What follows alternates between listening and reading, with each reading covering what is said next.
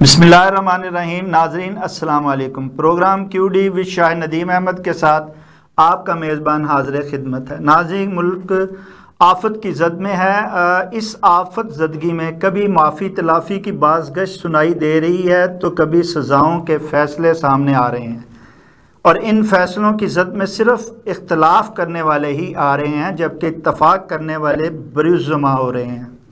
हुकूमत मफाहमत की सियासत की बजाय मज़ाहमत की सियासत की राह पर गामज़न है। न जाने कौन से मकासद पूरे करना चाहती है, अवाम की तवज्जो इधर से हटाकर किधर मुतवज्जा करना चाहती है, और किस निज़ाम के तहत आगे चलना चाहती है। क्या जमहूरी हाइब्रिड निज़ाम भी फेल हो गया है जो अब सदारती निज़ाम लेकर चलना चाहती है? इस पर इज़हार ख्याल के लिए आज हमने नामवर सीनियर कॉलम निगार, तज़िया कार, बानी चेयरमैन जागो पाकिस्तान तहरीक जनाब क़य्यूम निज़ामी साहब को मदऊ किया है। हम इनके इंतहाई शुक्रगुज़ार हैं कि अपनी मसरूफ़ियात में से कुछ वक्त निकाल कर वीडियो लिंक पर प्रोग्राम में शरीक हो रहे हैं। क़य्यूम निज़ामी साहब, प्रोग्राम का आगाज़ में सवालात शुरू करने से पहले मैं ये, आप माशाल्लाह 25 से 30 किताबों के मुसन्निफ़ हैं। आप मंजरनामा के उन्वान से एक तवील अरसे से कॉलम निगारी कर रहे हैं। हम आपके कारी हैं और आपके मदा भी हैं। हर कारी और हर मदा ये जानना चाहता है कि आपने अपने कॉलम का उन्वान मंजरनामा क्यों रखा, और अगर आपने ये रखा वो आप बताएंगे, तो क्या इस मंजरनामे से कोई हुक्मरानों की सोच बदल पाए हैं? क्या ईवान इक़्तिदार में कोई हलचल जो है वो जगा पाए हैं आप? ये आपने, एक तो पहले सबसे पहले मैं आपका शुक्रिया अदा करता हूँ कि आपने ये मुझे मौका दिया कि मैं मुख्तलिफ जो मौज़ूआत हैं आज के, उनके ऊपर मैं इज़हार ख्याल कर सकूँ। मेरा ख्याल है कि मेरी आवाज़ जो है वो आप तक और सामईन तक सही पहुँच रही है। ये आपका सवाल जो है कि मैंने मंजरनामा आज से कोई 30 साल पहले मैंने रोजनामा जंग से आगाज किया था अपने कालमों का। उसके बाद फिर मैं मुख्तलिफ अखबारों में लिखता रहा, उसमें खबरें हैं, फिर उसमें जिना है, रोजनामा दिन है, और अब आजकल या 5-6-7 साल हो गए मैं नवाए वक्त में लिख रहा हूँ। हफ्ते में 2 कालम में मंजरनामा के नाम से ही गुज़श्ता 30 सालों से लिख रहा हूँ। मंजरनामा इसलिए रखा था कि जाहिर है कि एक हर दौर का एक अपना एक मंजरनामा होता है, एक पस मंजर होता है, एक पेश मंजर होता है। तो जो तजिया करने वाले लोग हैं वो एक मौजूदा जो मंजरनामा पेश करने के लिए जरूरी समझते हैं कि जो तारीख गुजर गई है उससे वही लेते हुए या उससे सबक सीखते हुए हम आज के तनाज़ुर में गुफ्तगू करें और मुस्तक़बिल के बारे में फिक्रमंदी का इजहार भी करें, ताकि हम जो सही सोच है, एक पाकिस्तानी सोच, उसको मैं कहूँगा एक अवामी सोच भी कह सकता हूँ, एक कौमी सोच जो है वो आजकल जो है बदकिस्मती से बहुत कम नजर आ रही है।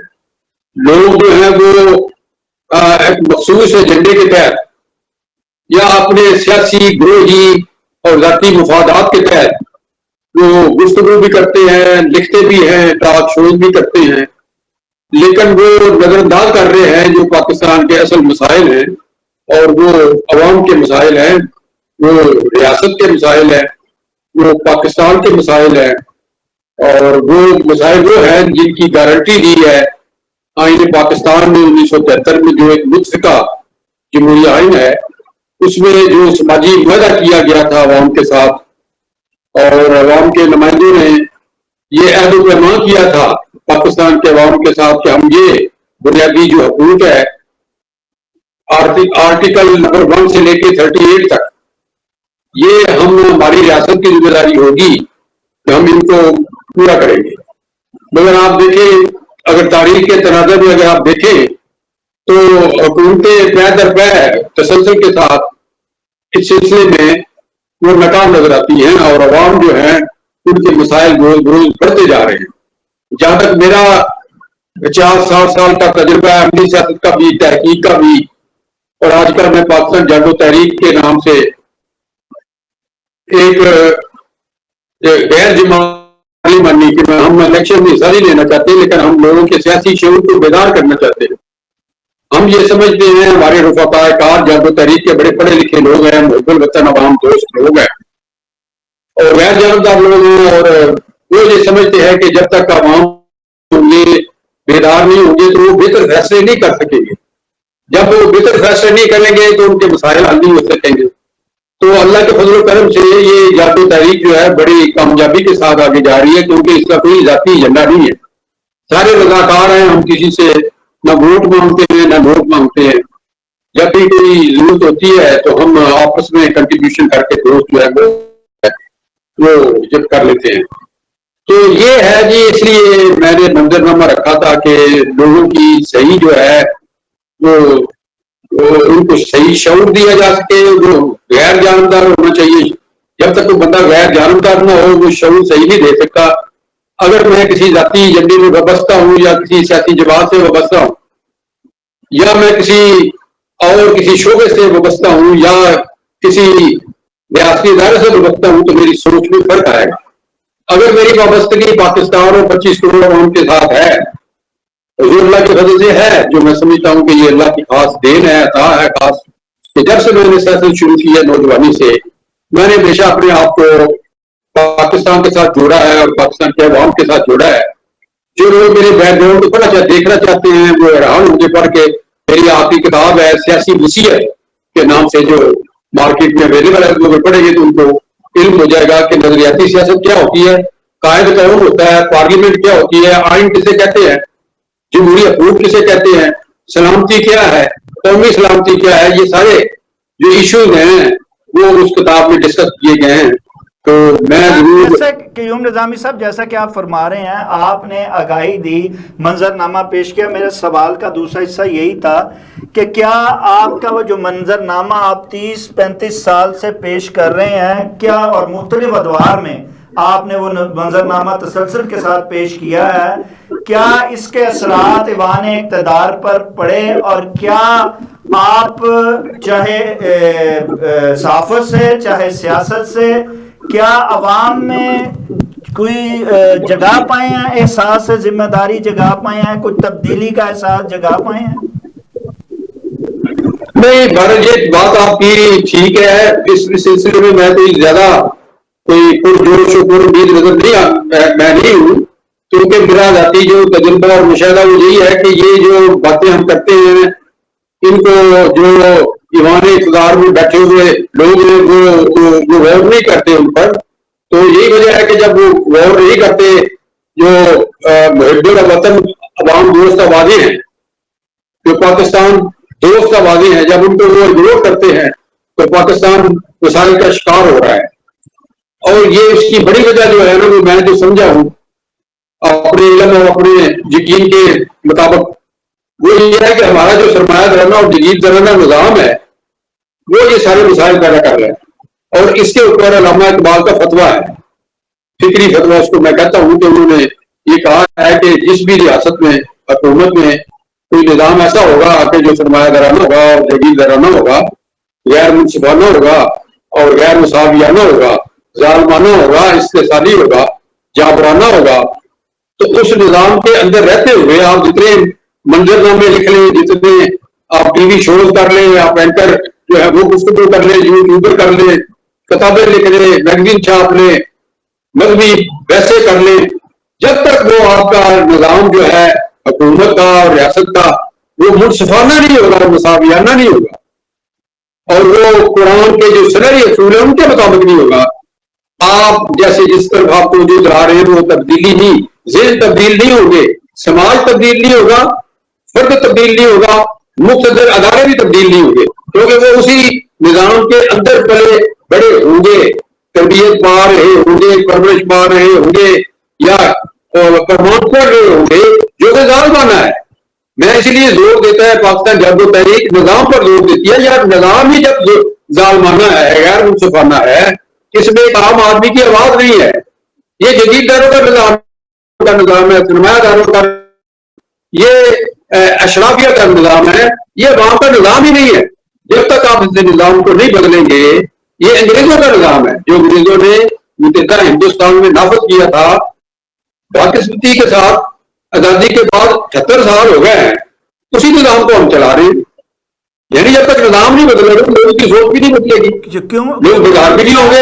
हम निज़ाम की बात आगे लेके चलते हैं, लेकिन इस वक्त जो मंजरनामा है वो ये है कि एक तरफ मुल्क आफत ज़दगी का शिकार है, तो दूसरी तरफ 9 मई के जो फैसले हैं वो आ रहे हैं। आप क्या समझते हैं कि इस वक्त जो इस नाजुक मौके पर क्या ऐसे फैसले होना ज़रूरी थे, और इसके असरात क्या मनफी असरात जो हैं वो मुल्क और अवाम पर जो हैं वो आ सकते हैं? देखिए, ये बात यह है कि मैं तो गुजारिश ये कर रहा हूँ कि न सिर्फ मौजूदा हुकूमत बल्कि उससे पिछली हुकूमत, उससे पिछली हुकूमत, उससे पिछली हुकूमत, कम अज कम मैं 2008 से मैं आता हूँ 24 तक मैं ये कह रहा हूँ। आज 25 है, 2025 है, 2008 से लेकर 2025 तक जो भी हुकूमतें आई हैं उन्होंने तो ठोस काम नहीं किए। मतलब उनसे पूछे कि भाई कोई ऐसा काम बताएं कि जिससे हम कहे कि ये सिंगापुर की तरह हमने काम किया है, कोई ऐसा काम बताएं जो है कि हम कह सके फखर के साथ देखो जी मलेशिया वालों की तरह हमने काम किया है, कोई ऐसा मनसूबा काम बताएं हम कह सके बड़े खुश होकर दिल्ली मुसरत के साथ कि हमने चीन के जैसा ये काम किया है। मैं आपको ये बताना चाहता हूँ कि एक दायरे का सफर है, एक ही निजाम है जो शराबिया का निजाम है, उसी को मुख्तलिफ हुकूमतें चला रही हैं, और जो मुख्तलिफ जो अदारे हैं वो वही काम कर रहे हैं जो 2008 में करते थे, जो 2013 में करते थे, 2018 में करते थे, 2024 में करते थे। आज भी वो सिलसिला उसी तरह चल रहा है। तो इसलिए इस स्टेटस को जब तक आप शहजाद साहब बदलेंगे नहीं इस स्टेटस को, तो ये आइंदा भी आप 50 साल और गुजार लें, इसी तरह की आप वैसे करते रहेंगे। तो मैं ये समझता हूं कि ये सजाएं वगैरह जो सुनाई जा रही हैं, दी जा रही हैं, इनसे कोई फर्क नहीं पड़ेगा।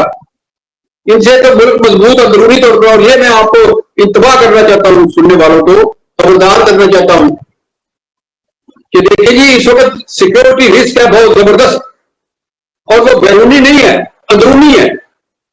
हमारे जो पाकिस्तान के दुश्मन मुल्क हैं वो उन्होंने ये फैसला किया हुआ है कि हम पाकिस्तान को अंदर से तोड़ेंगे, क्योंकि बाहर से तोड़ नहीं सकते। उसकी वजह यह है कि बाहर से जब भी तोड़ने की कोशिश करते हैं पाकिस्तान की फौज और अवाम एक हो जाते हैं, मुतहद हो जाते हैं। और पाकिस्तान की फौज का अल्लाह का शुक्र है कि उसका शुमार दुनिया की बेहतरीन 10 फौजों में होता है। ये एक बड़ी अच्छी बात है जिसका मुजाहरा हालिया जो पाक बार जंग है उसमें लोगों ने देखा, पाकिस्तान के अवाम ने देखा, पूरी दुनिया ने उसकी तारीफ की, ये एक है। लेकिन मसला ये है कि जब तक फौज के साथ साथ सिविलियन अदारे मजबूत ना हो वो पाकिस्तान अंदर से मजबूत नहीं हो सकता। आपने देख लिया रशिया को टूटते हुए क्यों टूटा, फौज तो आज भी उसकी बड़ी मजबूत है, वो अंदर से वो टूटा, वो अपना जो अंदरूनी इस्तेकाम है उसको वो नहीं कर सका। आज भी अंदरूनी इस्तेकाम को खतरा है, और अगर आपने अंदरूनी इस्तेकाम को यकीनी बनाना है तो आपको आइन और जमहूरियत पर सिद्के दिल के साथ अमल करना पड़ेगा। मगर अफसोस के साथ मैं ये कहता हूं, मेरी 82 अबव उम्र है, मेरी 82 साल से ज्यादा, पहले भी जिंदगी भर मैंने कोई जाती एजेंडा नहीं रखा, आज भी मेरा कोई जाती एजेंडा नहीं है। मुल्क से मैंने प्यार किया है, पाकिस्तान से, पाकिस्तान के अवाम से टूट कर जैसे होता है ना प्यार किया है मैंने उनके लिए कुर्बानियां दी हैं, और उनका मैं जिक्र नहीं करना चाहता बार बार, मेरी किताब में जो है मैंने लिख दिया है। अब मैंने क्योंकि इसलिए लिखा है क्योंकि मैंने किताब का नाम भी सियासी वसीयत रखा है, लोगों को पता चले कि ये सियासी वसीयत करने वाले का बैकग्राउंड क्या है, इसका पस मंजर क्या है, इसने माजी कैसे गुजारा है, तो फिर ताकि वो मेरी जो वही है वो उस पर यकीन कर ले। तो मैं आपसे ये कहना चाहता हूँ और मुख्य हरकों से कि ये मैं आपको एक गैर जानता दूंगा, मैं किसी जमात से मेरा कोई तल्लुक नहीं है। पाकिस्तान जागो तहरीक एक इंडिपेंडेंट एक गैर जमाती तंजीम है, और बहुत ही अच्छी एक कौमी अवामी वतनी के जज्बे से सरशार लोगों की ये तंजीम है। मैं गुजारिश ये कर रहा हूँ कि मुल्क को अंदर से बड़े खतरात हैं, और अंदर से नफरतें बढ़ रही है, तस्सुब बढ़ रहा है, फिरका परस्ती बढ़ रही है, लोग मायूसी में आ रहे हैं, 12 करोड़ अवाम गुर्बत के नीचे चले गए। खुदा के वास्ते कुछ समझो आज के हालात। क़याऊम निज़ामी साहब इस मुल्क के अहले सियासत अरसा दराज से जमहूरियत के दावेदार हैं, जबकि वो हमेशा जब भी आए हैं एक हाइब्रिड निज़ाम के साथ चले हैं। कल तक वो पसे पर्दा चल रहा था, आज अलानिया कह रहे हैं कि हम हाइब्रिड निज़ाम इस वक्त की ज़रूरत है और वो इसके साथ चलेंगे, और इसके साथ ही हम मुल्क को खुशहाली और तरक्की की राह पर गामजन कर सकते हैं। आप क्या समझते हैं کہ اب کیا ہائبرڈ نظام بھی فیل ہو گیا ہے یا ابھی تک نہیں ہوا، وہی آزمایا ہوا جو ہے اب پھر آزمایا جا رہا ہے، یا کہ صدارتی نظام آنے سے، بقول آپ کے صدارتی نظام آنے سے اس نظام میں کوئی بہتری آ سکتی ہے، کوئی حالات بہتری کی طرف گامزن ہو سکتے ہیں؟ جی بالکل، یہ ہائبرڈ نظام جو ہے یہ بڑا بری طرح ناکام ہوا ہے. یہ جب 2008 میں آیا وہ ناکام ہوا، پھر 2013 میں آیا وہ ناکام ہوا، پھر 2018 میں آیا وہ ناکام ہوا، اب یہ 2024 کے بعد تو جو آ رہا ہے وہ ناکام ہے. میں کہتا ہوں ان سے کہ آپ دعوے کرتے ہیں کہ ہم نے یہ ترقی کر لی وہ ترقی کر لی، عوام کو یہ بتائیں کہ کتنے کروڑ بچے آپ نے داخل کرائے اسکولوں میں، اسکولوں سے باہر جو طالب علم ہیں ان کی تعداد بڑھتی جا رہی ہے، اسکول کم ہوتے جا رہے ہیں، اسکول یہ بیچ رہے ہیں. ترقی کی بنیادی چیزیں یہ ہے کہ لوگوں کو صاف ستھرا پانی دو، آلودہ پانی پی کے مر رہے ہیں لوگ. آپ تعلیم دو ان کو فری، لازمی اور معیاری تعلیم دو، ساتھ تربیت دو، ساتھ ہنر سکھاؤ ان کو. دیکھو نا، جب آپ کو میٹرک کا بچہ سرٹیفکیٹ لے کے آئے اس کے ہاتھ میں ہنر ہو، اس قوم کو ہنر مند بناؤ خدا کے واسطے. چائنا کی ترقی کا بنیادی راز ہیومن ریسورس میں ہے. انہوں نے تمام کسانوں کو ہنر مند بنا دیا. موجود تو انہوں نے کہا کہ نہیں کسانوں دیکھو تم ہی انقلاب لائے ہو، تم نے ترقی کر لی ہے، خوشحال بنانا ہے ملک کو. انہوں نے دیہاتوں کو ترقی دی، کسانوں کو تربیت دی، تعلیم دی. وہی کسان جو ہے وہ فوج میں چلے گئے، کمال فوج بنا دی انہوں نے. وہی کسان جو ہے وہ اس میں تجارت میں چلے گئے، صنعت میں چلے گئے. دیکھیں کہ آج چین جو ہے وہ کتنا آگے جا رہا ہے انہیں کی وجہ سے، کسانوں کی تربیت کی وجہ سے، پہلے دیہاتوں کو ترقی دینے کی وجہ سے.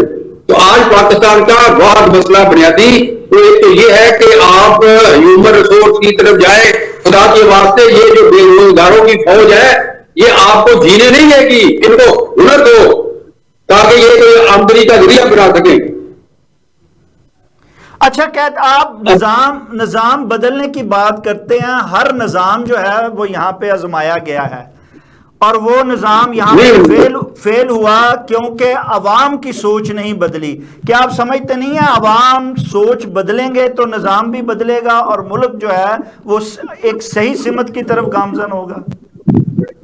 یہ ہے کہ میں نے تو علامہ اقبال مفکر ہیں، فلاسفر ہیں، حکیم الامت ہیں، مفسر قرآن ہیں، پاکستان کا خواب دیکھنے والے ہیں، ساری دنیا کے جو لوگ ہیں ان کو مانتے ہیں، ان کی فکر و دانش کو فلسفے میں کہہ رہا ہوں کہ ان کا یہ فتویٰ صحیح ہوا ہے کہ جب تک نظام نہیں بدلو گے لوگوں کی سوچیں بھی نہیں بدلیں گی، سماج بھی نہیں بدلے گا، مسائل بڑھتے جائیں گے، مشکلات بڑھتی جائیں گی. بدلو. اور پارلیمانی نظام ہاتھ جوڑ رہا ہے آپ کے سامنے، 25 کروڑ عوام کے سامنے ہاتھ جوڑ رہا ہے کہ خدا کے واسطے میں ناکام ہو چکا ہوں، مجھے بدل دو. پاکستان ہاتھ جوڑ رہا ہے آپ کے پاس. پاکستان کہہ رہا ہے خدا کے واسطے اس نظام کو بدلو، اس ملک میں صدارتی نظام نافذ کرو اور صدر جو ہے براہ راست عوام اس کو منتخب کریں، اس کے بعد صوبوں کی تعداد بڑھائیں. شرط ہے لازمی، صدارتی نظام کی لازمی شرط صوبوں کی تعداد بڑھائیں اور اس کی لازمی شرط یہ ہے کہ لوکل گورنمنٹ کو بااختیار بنائیں. سارے ملکوں نے ایک بھی ملک ایسا نہیں لوکل گورنمنٹ کو مضبوط نہ کیا اور ترقی کی ہو، چاہے وہ چین ہو، سنگاپور ہو، ملائیشیا ہو، امریکہ ہو، کینیڈا ہو، برطانیہ ہو. سارے ملک کو چلتے ہیں لوکل باڈیز کے اوپر، مقامی حکومتوں کے اوپر. جب تک آپ لوکل گورنمنٹ کو مضبوط نہیں بنائیں گے، بااختیار نہیں بنائیں گے، آپ کے مسائل حل نہیں ہو سکتے. یہ جو طوفان آتے ہیں، بارشوں میں لوگ مر جاتے ہیں اس لیے کہ ان کو مقامی حکومتیں آپ نہیں دیتے. یہ این ڈی ایم میں جو ہے آپ ادارے بنا دیتے ہیں کرپشن کے، ہر جگہ کرپشن ہو رہی ہے. قائد اعظم نے آپ کو 11 اگست 1947 کو خبردار کر دیا تھا کہ یہ رشوت ستانی اور کرپشن زہر ہے. آج یہ زہر سارے ملک میں پھیل چکا ہے، سارے جسم میں، پاکستان کے جسم میں پھیل چکا ہے. کرپشن کی سزا موت دو.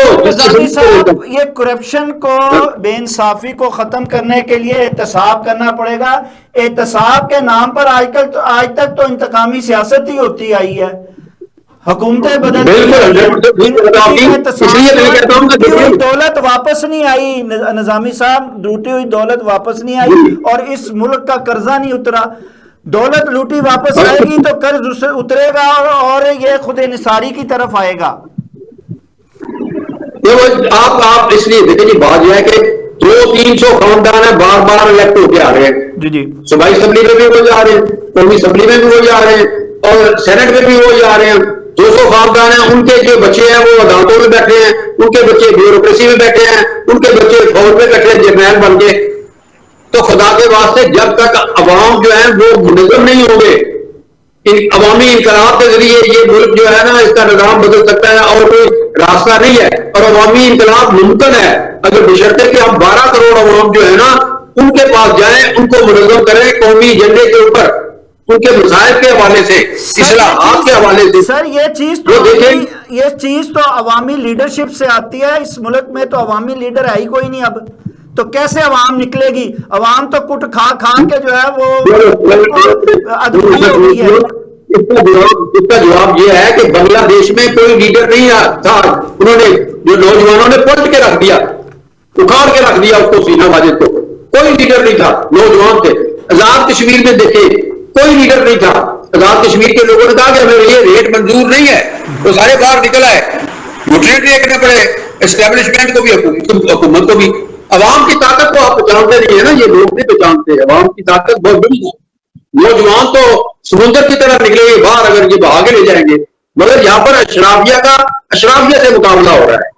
آج اگر اپوزیشن جماعت جو لڑ رہی ہے اس میں اشرافیہ ہے ساری, چاہے وہ عمران خان کے ساتھ ہے, چاہے وہ آصف زرداری کے ساتھ ہے, میاں نواز شریف کے ساتھ ہے. یہ اشرافیہ ہیں, یہ سارے یہ اشرافیہ کے لوگ آپس میں لڑ رہے ہیں, عوام کے لیے نہیں لڑ رہے. نوجوانوں خدا کے واسطے مجھے نہیں پتا کہ میں نے کل میں جینا ہے یا مرنا ہے کہ نہیں, کیا کرنا ہے. میری آواز کو سنو, یہ دیانتداری کی آواز ہے, امانت کی آواز ہے, یہ پاکستانی آواز ہے, یہ قومی آواز ہے, یہ اقوامی آواز ہے, یہ میرے تجربے کی آواز ہے, میرے مشاہدے کی آواز ہے. لا الہ الا اللہ محمد رسول اللہ. میں آپ کو صحیح کہہ رہا ہوں کہ جتنے بھی جماعتیں ہیں وہ اپنے مخصوص ایجنڈے پہ چل رہی ہیں. پاکستان کے نوجوانوں کو منظم ہونا پڑے گا ایک پلیٹ فارم پر, اور وہ اپنے ہاتھ میں کیا لے, جس طرح بنگلہ دیش کے لوگوں نے آزاد کشمیر کے نوجوانوں نے لیا ہے. اس کے بعد پھر یہ عوامی انقلاب کے لیے, لیکن پرامن انقلاب بھی آپ لا سکتے ہیں, لیکن بنیادی لیکن قیوم صاحب کتنی ستم ظریفی کی بات ہے کہ اس اشرافیہ جس کا آپ سارے ذکر کر رہے ہیں, اس کو رپورٹ فیصلہ ساز کر رہے ہیں, طاقتور حلقے کر رہے ہیں. کیا آپ سمجھتے نہیں ہیں طاقتور حلقوں کو بھی اپنے رویے میں تبدیلی لانی چاہیے؟ میں تو یہ سوچتا ہوں کہ دیکھیں اور کچھ نہیں کر سکتے تو قومی حکومت ہی بنا لو 3 سال کے لیے. یہ طاقت کے ادارے ہیں وہ قومی حکومت بنا لیں. اگر آپ نے اس طرح کا نظام چلانا ہے اس سے بہتر ہے قومی حکومت بنا لیں. یہ ختم کر دیں 3 سال کے لیے اسمبلیاں, اربوں روپے خرچ ہو رہے ہیں ان کے اوپر. کبھی حساب تو لگائیں ان اسمبلیوں کے جو ہمارے عوام کے مسائل حل نہیں کر رہی, ان پہ اربوں روپے خرچ ہو رہے ہیں. اور خدا کے واسطے تو 3 سال کی قومی حکومت بنا کے اصلاحات کرے پہلے ملک کے اندر. پولیس اصلاحات کرے, ڈیموکریسی میں اصلاحات کرے, عدلیہ میں اصلاحات کرے, سیاسی نظام میں اصلاحات کرے, معاشی نظام میں اصلاحات کرے, اور پھر اس کے بعد الیکشن کرائے. تو بس یہی بات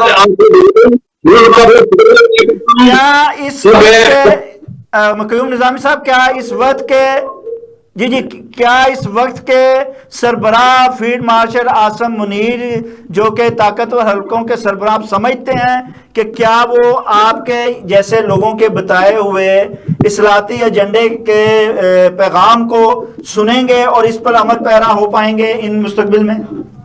بالکل, میں پورے یقین سے کہتا ہوں کہ اگر تمام نوجوان سیاسی لیڈروں کو ایک طرف کر کے اکٹھے ہو جائیں, آرمی چیف فیلڈ مارشل کو ان کے ساتھ جانا پڑے گا. یہ لکھ لیں کتاب میری, آپ آج نوٹ کر لیجیے بات. اگر نوجوان پاکستان کا سیاسی لیڈروں کو چھوڑ دے سب کو, اور وہ اکٹھے ہو جائیں اپنے ایک ایجنڈے پہ, وہ کہیں گے یہ ہمارے 10 پوائنٹ ایجنڈا ہے, فوج آپ کے ساتھ آ جائے گی. یہ لکھ لیں, یہ آپ میری بات لکھ لیں. میں نہیں ہوگا تو آپ نے کہنا ہے کہ یار وہ ایجنڈا جو ہو وہ قومی ایجنڈا ہو, کسی کا ذاتی ایجنڈا نہ ہو, عوامی ہو, پاکستانی ایجنڈا ہو, سماجی ایجنڈا ہو. اس میں مطلب غریب عوام کے مسائل کا حل ہو, اس میں پاکستان کی سیکورٹی کا اس میں حل ہو. وہ 10 پوائنٹ کا ایجنڈا بنائے. نوجوان سیاستدانوں کو چھوڑ کر آپ کی فوج آپ کے ساتھ آ جائے گی. میں آپ کو چیلنج کرتا ہوں آپ کا وقت لیتے ہوئے مصروفیت میں سے آخری سوال یہ، عام مستقبل میں کیا واقعی جیسے آپ ایک جاگو تحریک کی جو پیغام ہے وہ لوگوں تک پہنچا رہے ہیں، نوجوان نسل تک پہنچا رہے ہیں، کیا آپ سمجھتے ہیں کہ آنے والے وقت میں عنقریب کیا نوجوانوں کا کوئی انقلاب موومنٹ آپ دیکھتے ہیں، آپ سمجھتے ہیں کوئی انقلاب آئے گا؟ آئے گا بالکل، اس لیے کہ حالات جو ہیں وہ مجبور کر دیں گے نا. حالات جو ہیں، حالات جو جبر اپنا ایک ہوتا ہے. حالات ایوب خان 10 سالہ جشن منا رہا تھا، میں اس کے خلاف، میں کیا نوجوان میں بھی شامل تھا، ہم سب نوجوان اس کے خلاف نکل آئے.